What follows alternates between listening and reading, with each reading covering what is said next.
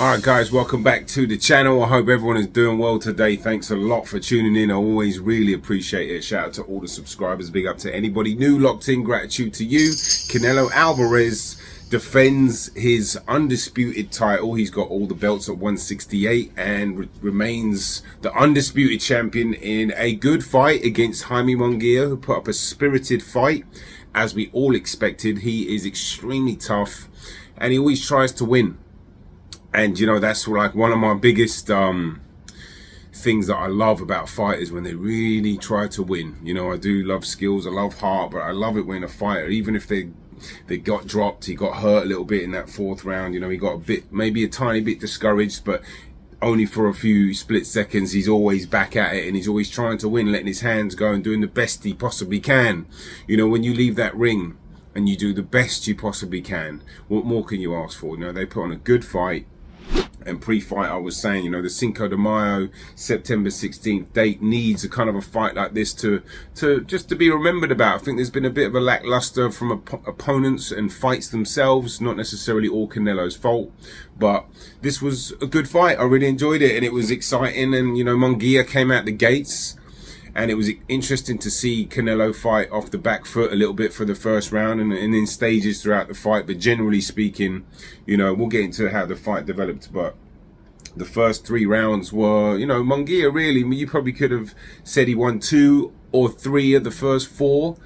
You know, he let his hands go and he caught Canelo with a flurry. And then this is the thing, when you have combination punches, that last shot can get through.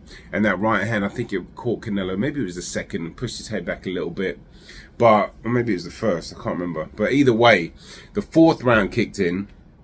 And, you know, obviously, Monguia got dropped, and this was a lot of the difference really. Like Canelo's concentration and his defense for me were the difference. And people were saying he got hit quite a lot, but if you actually look closely, when he's getting hit, he's rolling with shots like that. He's catching a lot of shots, and you know, Munguia's punches are getting through. Don't get me wrong. When you throw 6 punches at someone's face and they're in the pocket with you, a couple can slide through, but you know, I'll show you this clip right now where Canelo rolled with it and it looked and sounded like it got through, and the commentators are, oh, great right hand. But if you look, I'll freeze frame it. Canelo does this. Lots of combinations and punches if you're Canelo. Oh, right from Monguia. And he's trying this to shot misses, and then he comes back and hits Monguia, which looks like it could have done the same thing. But got up close to him, shot a decoy left hook, peeled, which is when you peel somebody's glove down ever so slightly, which creates a distraction and obviously an opening, which I don't think he even needed the opening. But this is where the concentration comes in. It can throw your concentration off. Monguia got like a little distracted, bang, in comes the uppercut. He didn't see it.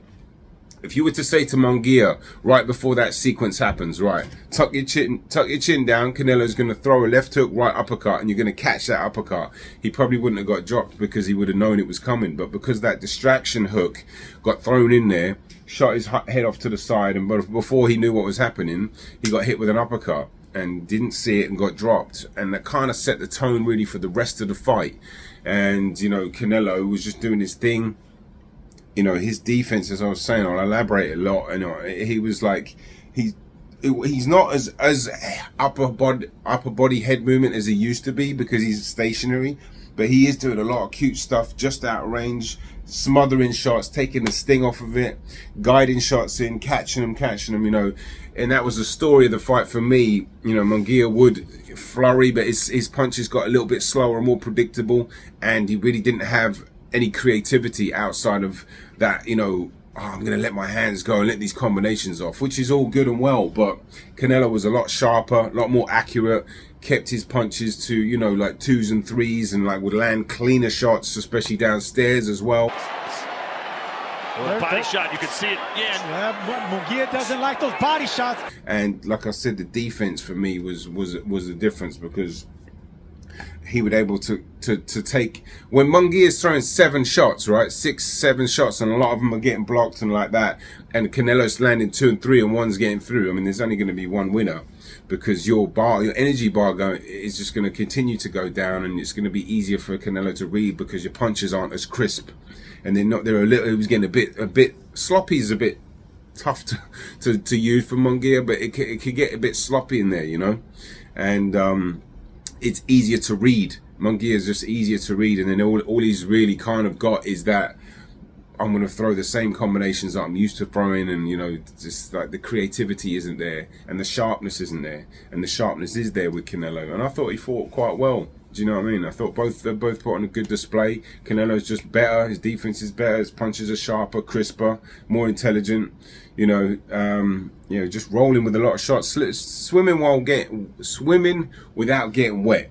And there were some people that, like I said, they thought Canelo was getting hit a lot. But I think if you take the crowd out of it and you take the commentators out of it and you look and you just see where he was just pulling back a little bit, just catching shots, I think he wasn't getting hit as much as people think. And, you know, really and truly, I probably only gave Munguia 4 rounds total. So probably an 8-4 unanimous decision. I've picked it to go on points for Canelo. I said maybe a late stoppage, but there wasn't really that desire for Canelo to buy into the knockout, to knock Munguia out, to get back at De La Hoya. You know, we were speculating whether that would happen, but at the end of the day, you know, Canelo's more of a, you know, he's not that kind of, he's spiteful in shots, but when it comes to really selling out and letting a fight and really taking a fighter out when he doesn't need to, he probably doesn't do it, you know. And he didn't last night. And you know, Monguia, you know, he probably he's hard to get rid of at the end of the day. You know, he's got a hell of a chin. I know it's the first time he got dropped, but he came back. He was taking some mean body shots in like the middle rounds. I think he took a couple of, and this is the again the difference where like Monguia would shoot a few shots off and Canelo would back up. One might look like it got through, and then Canelo would walk down and shoot a couple of shots, and then boom, shoot a crisp, clean body shot that would land. And that's, like I said, those one damaging shots are going to do so much more, especially when Monguia is letting so many more punches go. Well, I'll say so many more. I think the punch output, Monguia threw what, 150, 200 punches more and landed less. I think compy box, not that I'm going to go off of those, something like 25%. Now you could take that up to 30 or you could drop it down to 20 if we're being honest. You know, it's not accurate, but it's not miles away. But either way, I think for me, Canelo's experience, his defense, his sharpness, and his poise as well, the big stage, all of it really combined was just a decent performance. It's just a far better fight than Monguia, but Monguia did the best he could. You know, he's up against it. He really was. And I said that uppercut, which was like the concentration level for me, is what allows Canelo to be so defensively sharp. He sees everything, and when you see everything, the punches don't have as much effect, or you can roll with it at the last minute. But that uppercut in the fourth, as I said, he didn't see it coming because of the little tricks. That's like IQ, that's skill, you know, that's advanced fighting right there, more advanced, because he's just clubbing that shot in, decoy shot, peeling it, sneaks an uppercut in when Munguia got a little sidetracked in, and even threw a body shot in for good measure.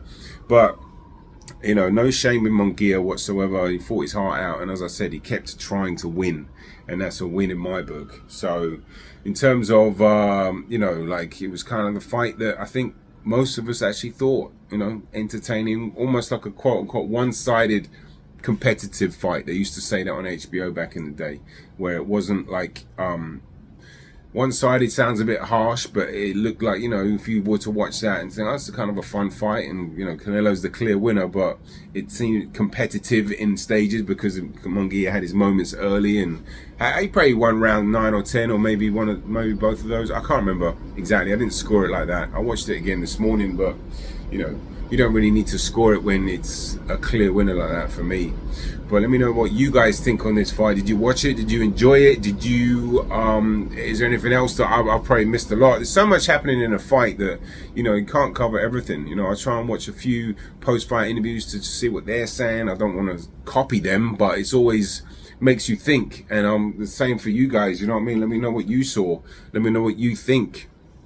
And I think, to be honest, the next, well, obviously, look, let's not even talk about the Benavidez fight because it's just going to get disappointing. Although there is a 200 million. Let's bring Big Turkey Allis shaking. I think he could provide that. That would be amazing for the Benavidez fight. Outside of that, it looks like, I would say probably Berlanga is probably going to get the call in September. He's probably got another fight he'd have to get through, I'd imagine, in an ideal situation if you are Eddie Hearn.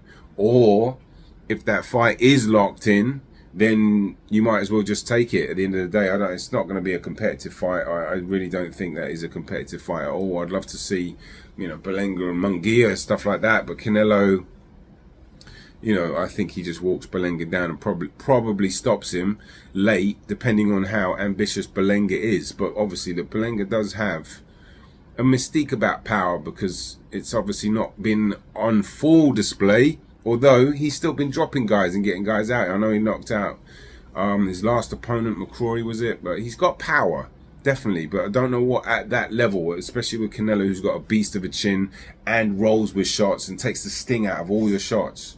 Scientific Canelo, his defense is very cute, you know. He's just catching, rolling, riding with shots like that. Head movement, seeing everything. His concentration levels are through the roof. And it's the fighters with the high concentration levels. They don't get hit with shots that they don't see, which is why their chins are a little bit better. Well, Canelo's got a beast of a chin anyway, but it helps when you see the shots coming. You know, your brain can have a few seconds or milliseconds to process it. It really is an interesting topic when you don't see punches. I can't fully explain it, but trust me, when you don't see a punch coming and you get nailed with a shot, it is far worse. Far worse. You just your brain hasn't had time to adjust to be ready for it, you know. And as I said in the beginning, if you say to Monguia right before he got dropped, all right, tuck in your chin, there's 2 shots coming, you're going to take this uppercut, you can take it, he'd be able to take it. But because he got distracted, he wasn't able to take it as well.